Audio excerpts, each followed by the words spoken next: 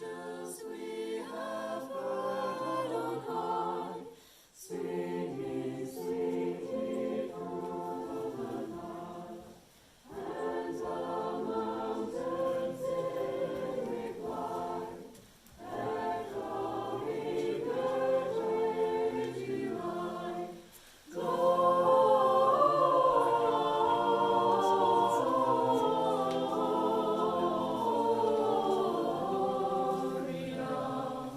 In excelsis Deo,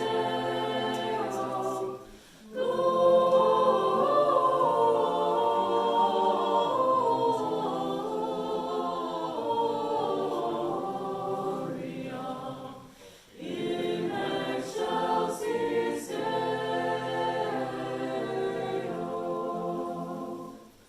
Shepherds find His jubilee, lighting songs of happy cheer. What great brightness did you see? What glad tidings did you hear? Gloria.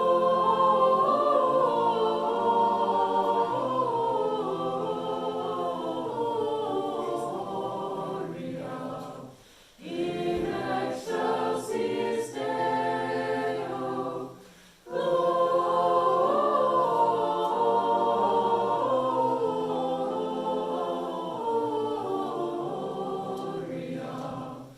In excelsis Deo.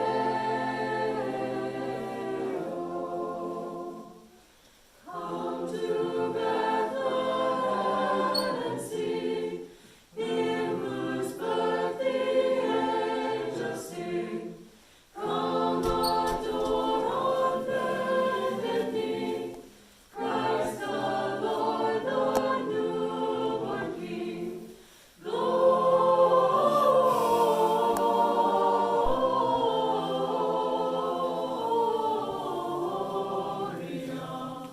In excelsis Deo, Gloria.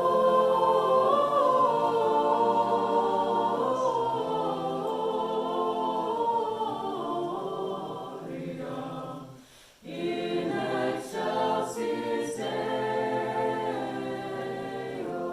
Stand and sing the last stanza with us. Sing Him in a manger laid, whom the angels praise above. Mary, Joseph, and Mary, while we raise our hearts in love. Gloria.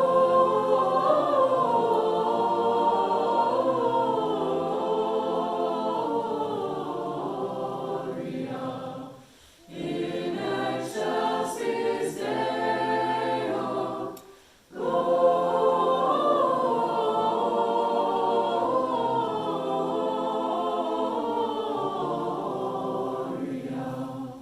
In excelsis Deo.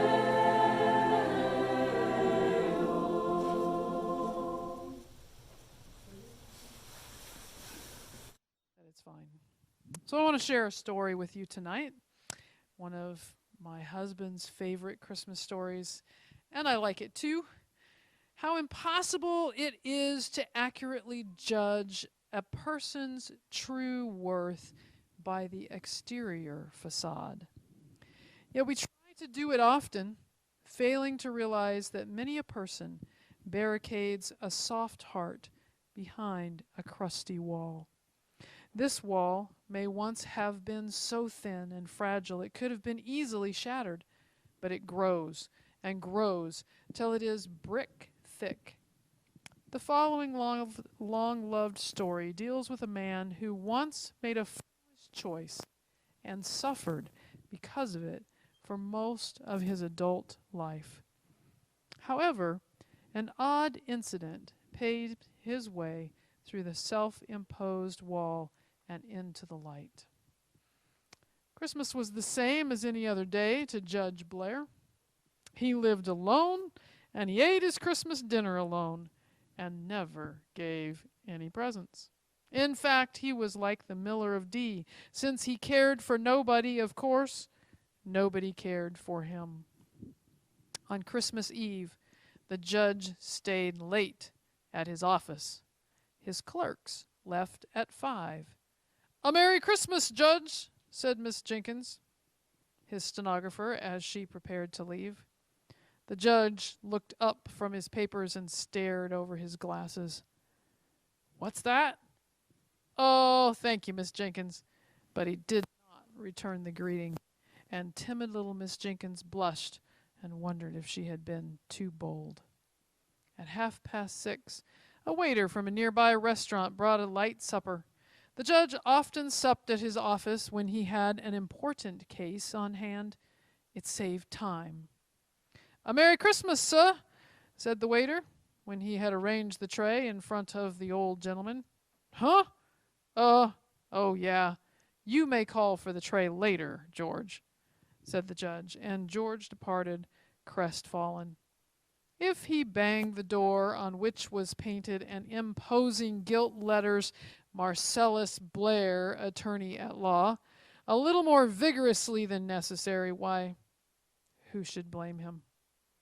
The judge read over his brief while he ate, pausing now and then to pick up his lead pencil and make corrections in his neat legal hand.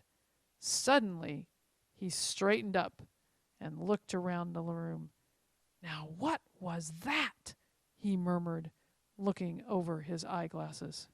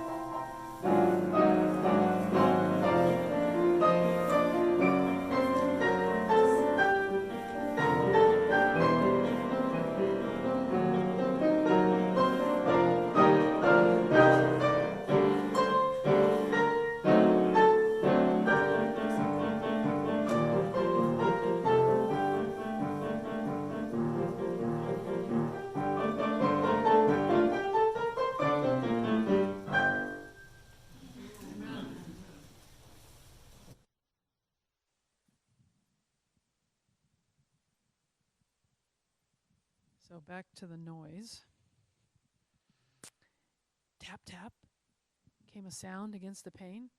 He listened a moment, then he went back to work.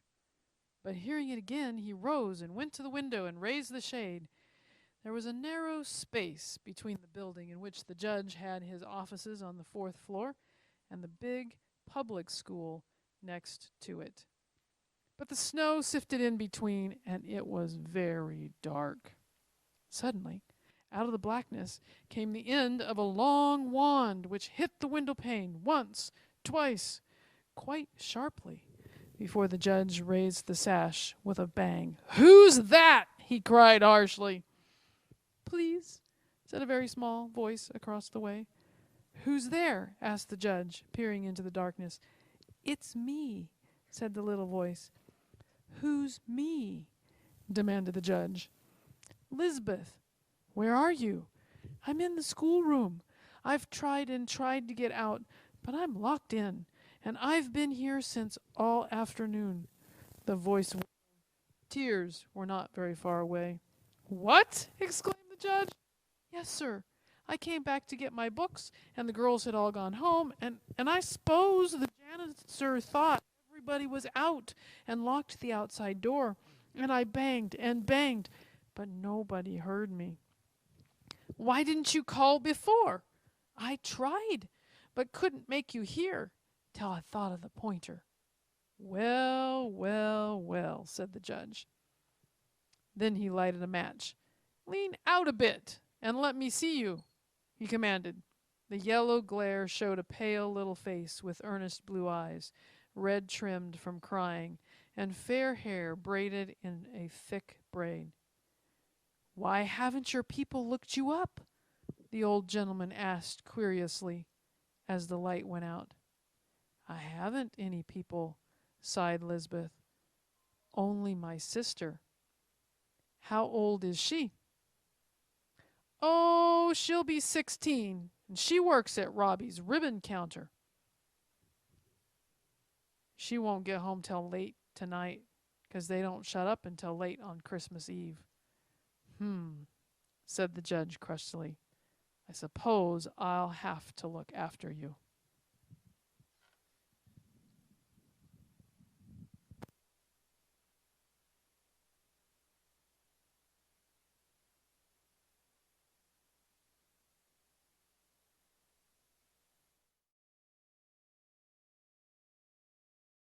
Hi everyone. Well, before we start the song, the song is called "All Is Well," and is it good? Okay. It talks about how things were kind of chaotic, especially at the time of Christ, right? But when I was singing it and I was reflecting on it, I looked back over my year and the year that our country has had and the year that the world has had, and things have not always been well. Things have been kind of chaotic and crazy this year. But as you listen to the song, I want you to reflect on the positive things that have come through that chaos and that craziness that has happened, and the good and the bad, and reflect on that Christ coming to earth makes all things well. Amen.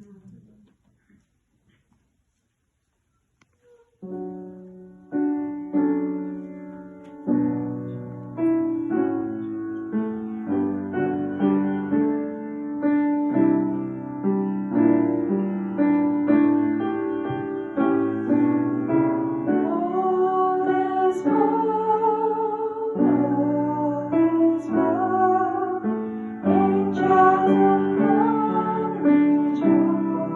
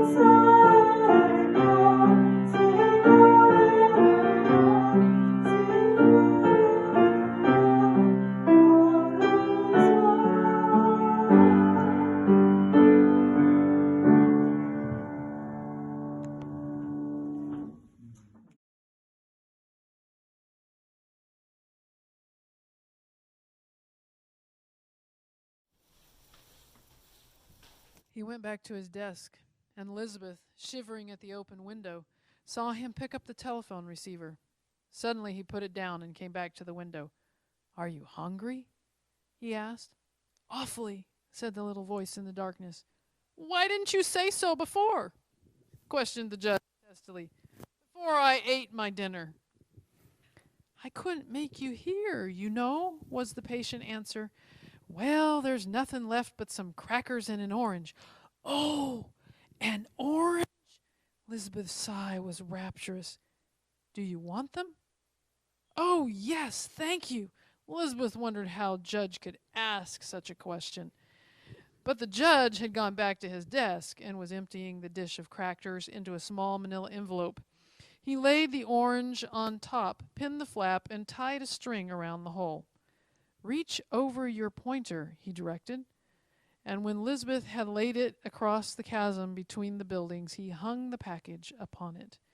And in another minute, the little girl had drawn it over. "Is it all right?" asked the judge, as he heard the crackle of paper. "Oh, yes, indeed, it is a delicious orange. Perfectly delicious." Said the judge again. This time there was just a ghost of a smile on his face as he went over to the telephone, called up police headquarters, and gave a peremptory order. "They'll be up in a minute to let you out," he informed Elizabeth as he came back to the window. "And now I've got to get back to my work, and you'd better shut that window."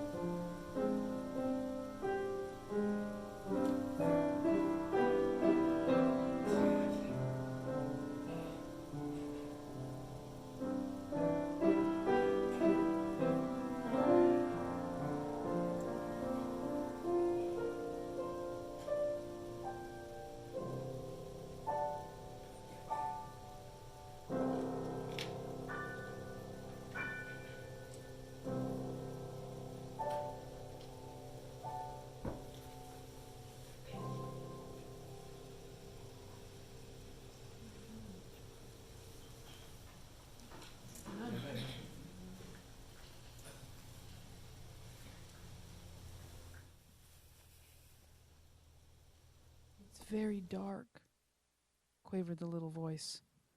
Somewhere back in the judge's past, there had been a little child who at night would say, "It's very dark, Father. Stay with me." And the judge had stayed and had held the little clinging fingers until the child slept. But when the child grew to be a man, he had married a lady who did not please the judge, although she was sweet and good. But she was poor, and the judge was proud, and had hoped for greater things for his son. And so the son had gone away, and for years the old man had shut his heart to all tenderness. But now the little voice woke memories, so that the judge's tone was softer when he spoke again. "Are you afraid?" "It's dreadful lonesome," was the wistful answer, "and it's awfully nice to have you to talk to." "Oh, is it?" said the flattered judge. "Well, you've got to wrap up if you stand there. It's freezing cold." "Oh, I didn't think," Elizabeth's tone was worried. "You will take cold. Oh, please shut your window." But this the judge refused to do. "I'll put out on my overcoat and pass Miss Jenkins' sweater over to you." So while the important case waited for review, the two shrouded figures sat at opposite windows, while between them the snow came down faster and faster. The judge's office was brilliantly lighted, and Elizabeth could see every expression on the old man's face. But the judge could see nothing of the little girl, so that her voice seemed to come out from out of the night. While they waited thus, Elizabeth told the judge about her older sister, who had taken care of them both ever since their father died, and how Elizabeth kept house when she was not at school. And best of all, she told him that she had saved $1.25 to spend for Christmas presents, and she was going to buy a pair of gloves for sister.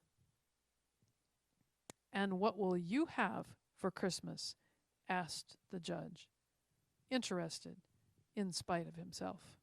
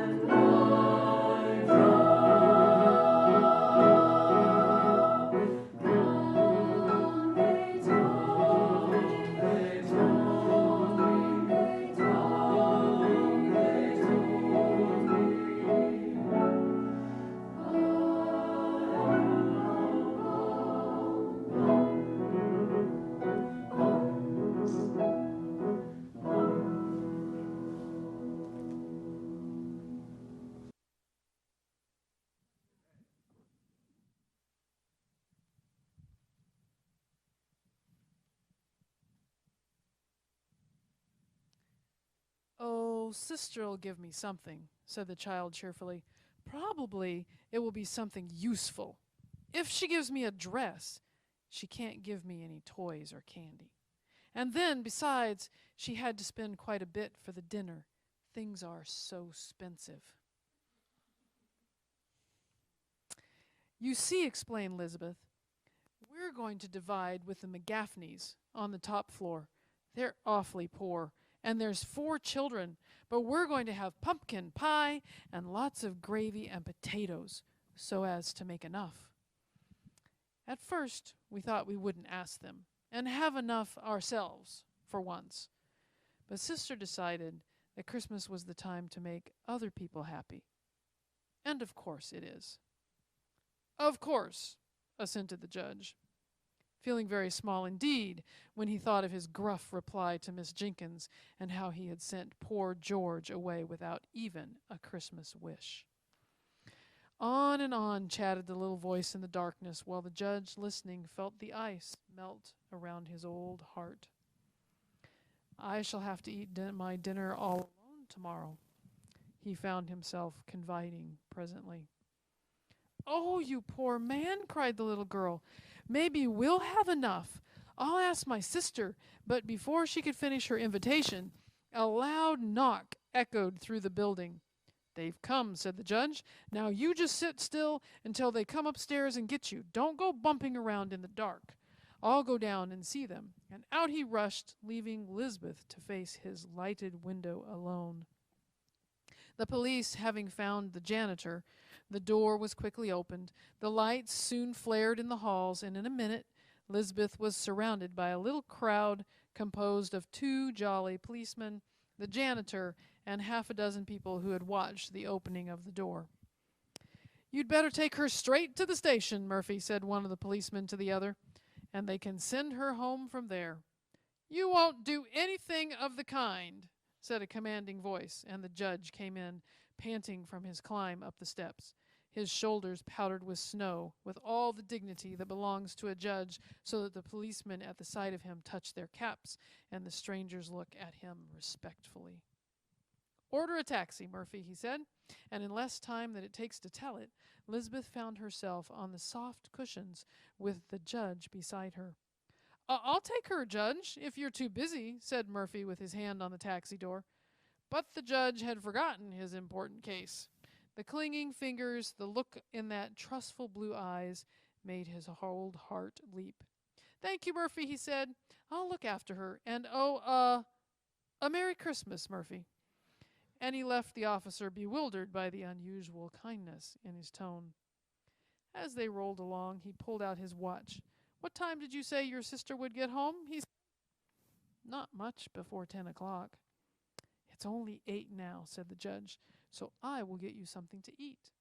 Then we will call for her. The rest of the evening was a dream to the little girl. The wonderful dining room at the great hotel, where there were flowers and cut glass and silver on the lovely white tables, seemed just like a fairyland. When they were once more in the taxi, the judge ordered the drivers to go to Robbie's. A crowd of girls streamed out from the doors of the big stores as they drove up, but Lisbeth made straight for a slender figure in a thin old coat. One of the girls called out, Marcella! Marcella Blair! Wait a minute! Here's Lisbeth! Within the taxi, the judge sat up straight and looked at the sound of that name. She had called her Marcella Blair, and he was Marcellus Blair. Before Marcella could think or understand, they were in the taxi together, the sisters and an excited old gentleman, who kept asking questions. Who was your father? How came you to be named Marcella? After my grandfather, said the dazed Marcella. He was Marcellus Blair. And then the judge told her joyfully that he was Marcellus Blair and her grandfather, and, well, it was all so wonderful that Elizabeth simply sat speechless and clasped her hands very tightly and wondered if she was dreaming. And I have a letter from my father to you, sir, explained Marcellus shyly. He tried to find you after Mother's death. but you were abroad. And then he died. And after that, I didn't know what to do. Why didn't you hunt me up? Demanded the judge. Why didn't you hunt me up? I tried once, said Marcella, but the city was so big. Oh, oh, groaned the judge. All this time I have been so lonely. And then Lisbeth tucked her hand into his. But you will never be lonely any more, grandfather, she said. And he wasn't, for he took Marcella and Lisbeth home with him that very night, and the very next day the McGaffneys had all the dinner for themselves. And Marcella and Lisbeth ate in the judge's great dining room. That night, as the happy three sat in the library in front of a roaring fire, Lisbeth laid her head on her grandfather's shoulder. It was lucky I was locked in, grandfather, she said, or you might not have ever found us. But the judge, with one arm around her waist and the other reached out to Marcella, shook his head. Don't talk of luck, dearie, he said. It was something more than that. It was providence.